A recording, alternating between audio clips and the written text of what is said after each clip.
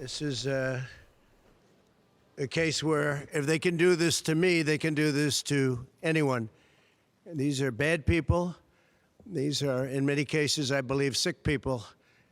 When you look at our country, what's happening where millions and millions of people are flowing in from all parts of the world, not just South America, from Africa, from Asia, from the Middle East, and they're coming in from jails and prisons, and they're coming in from mental institutions and insane asylums. They're coming in from all over the world into our country. And we have a president and a group of fascists that don't want to do anything about it, because they could right now, today, he could stop it. But he's not. They're destroying our country. Our country is in very bad shape. And they're very much against me saying these things. They want to raise your taxes by 4 times. They want to stop you from having cars with their ridiculous mandates that make it impossible for you to get a car or afford a car. But make it very possible for China to build all of our cars. It's a very serious problem that we have. We just went through one of many experiences where we had a conflicted judge, highly conflicted. There's never been a more conflicted judge. Now, I'm under a gag order, which nobody's ever been under. No presidential candidate's ever been under a gag order before. I'm under a gag order, nasty gag order, where I've had to pay thousands of dollars in penalties and fines and was threatened with jail. Think of it, I'm the leading candidate. I'm leading Biden by a lot, and I'm leading the Republicans to the point where that's over. So I'm the leading person for president, and I'm under a gag order by a man that can't put 2 sentences together, given by a court, and they are in total conjunction with the White House and the DOJ, just so you understand. This is all done by Biden and his people. Maybe his people more importantly. I don't know if Biden knows too much about it, because I don't know if he knows about anything. But he's nevertheless the president, so we have to use his name. And this is done by Washington, and nobody's ever seen anything like it. So we have a judge who's highly conflicted. You know what the confliction is. Nobody wants to write about it, and I'm not allowed to talk about it. If I do, he said, I get put in jail. So we'll play that game a little bit longer. We won't talk about it, but you're allowed to talk about it. I hope you do, because there's never been anybody so conflicted as this. As far as the trial itself, it was very unfair. We weren't allowed to use our election expert under any circumstances.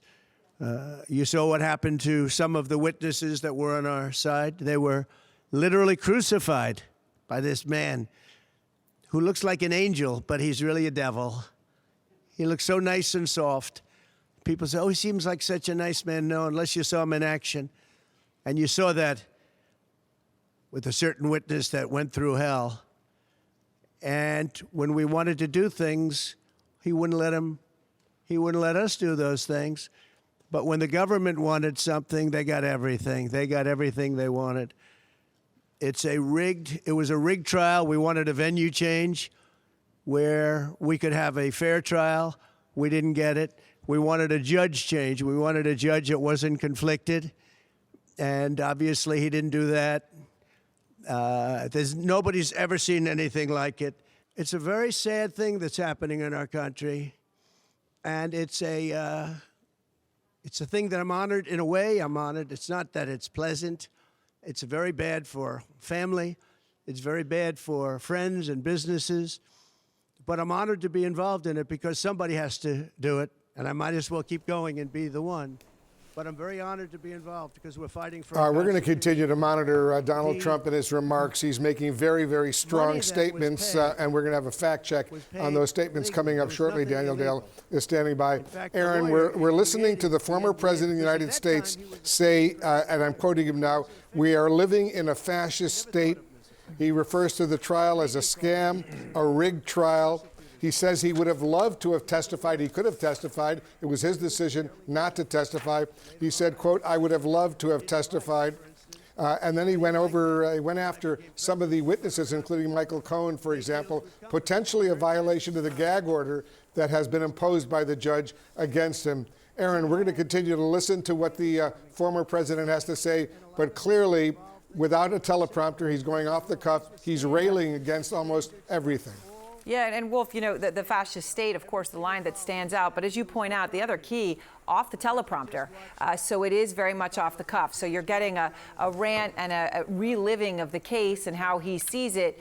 But then these sort of cul-de-sacs, right? Talking about polls or talking about his role or taking on a witness or talking about electric vehicles. I mean, it is very disjointed in the presentation. Wolf, I'll also say, in addition to the fascist state, it is very clear from what he said at the beginning, he doesn't want to go to jail. And that was clear, which also raises the question of whether what he just said about Michael Cohen, who he did not name by name, but made it clear who he was and called him a sleazebag, is a violation of that gag order. Wolf, as you know, the judge has said one more violation is jail time. So that'll raise that question as well as he's speaking without a teleprompter.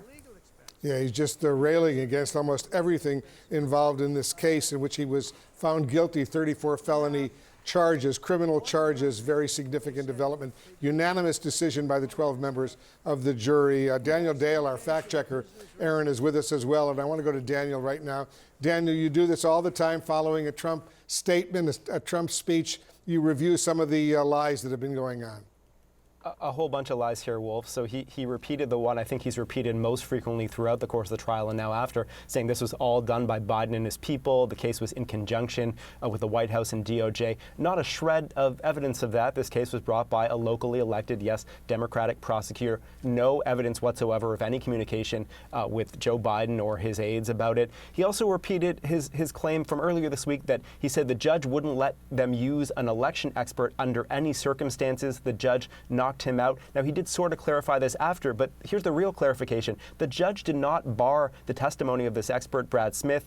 Trump's defense was permitted to call him, but didn't. The judge did limit the scope of the testimony, saying he couldn't opine on whether Trump broke the law or not, couldn't analyze federal election law, but did not say the expert could not be used. And Trump also repeated his claim, Wolf, that crime in New York is at levels nobody's ever seen before. As anyone who lived through the early 1990s in New York knows, that is not remotely true. For example, murders in New York, there were 391 last year. Well, there were 2,262 in 1990, so not even close, and it's further come down this year. And lastly, Wolf, former President Trump said that Michael Cohen got in trouble with the law for stuff that had nothing to do with him, Trump. He said, oh, it was Cohen's taxi medallion business and so on. Well, that is misleading at best because, yes, Cohen did get in trouble for lying about his taxes, lying about things related to the taxi medallion business, but also got in trouble for campaign finance offenses related to the very same hush money scheme that Trump got in trouble for. So directly related to Trump, and his prison sentence, Wolf,